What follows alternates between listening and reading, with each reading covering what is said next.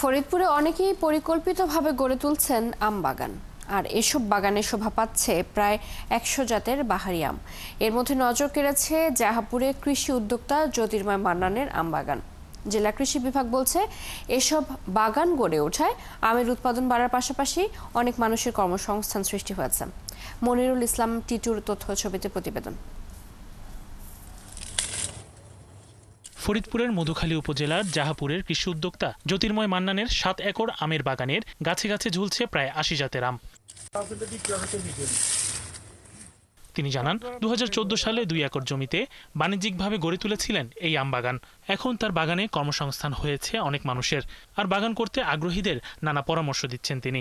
যে অনেকেই ইউটিউবারদের অনেক কথায় আকাশ কুসুম অনেক লাভের কথা বলে, অতটা লাভ না, কিন্তু ভুল করে ফাঁদে পা দিয়ে অনেক লুজার হয়। মানে বাগান করা না শিখে, না জেনে, না বুঝে জায়গা লিজ নিয়ে বাগান করতে যেয়ে অনেকে অনেক রকম অর্থনৈতিক ক্ষতির সম্মুখীন হয়।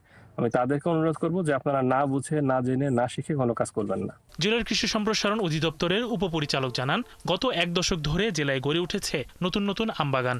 এতে যেমন ফলের উৎপাদন বাড়ছে, তেমনি মিটছে পুষ্টির চাহিদাও। নতুন উদ্যোক্তাদের সব ধরনের সহযোগিতা দেওয়ারও আশ্বাস দেন তিনি। ফসলের উৎপাদন পাশাপাশি পুষ্টির চাহিদা নিরসনে যথেষ্ট ভূমিকা রাখবে, এবং আমরা যে বিষয়টি পরামর্শ দিচ্ছি সেটি হচ্ছে যে নতুন নতুন যে জাতগুলি আছে, যেটি বিশেষ করে বাড়ি 4, বাড়ি 11, কাটিমন আছে, এরপরে হচ্ছে গৌরমতি, এই জাতগুলি সম্প্রসারণের মাধ্যমে আমের উৎপাদন বৃদ্ধি পাবে। জেলা কৃষি বিভাগের দেয়া তথ্য মতে চলতি বছর পুরো জেলায় ২৩০০ হেক্টর জমিতে আমের আবাদ করা হয়েছে, যা থেকে ২০৫০০ মেট্রিক টন আম উৎপাদনের লক্ষ্যমাত্রা নির্ধারণ করা হয়েছে।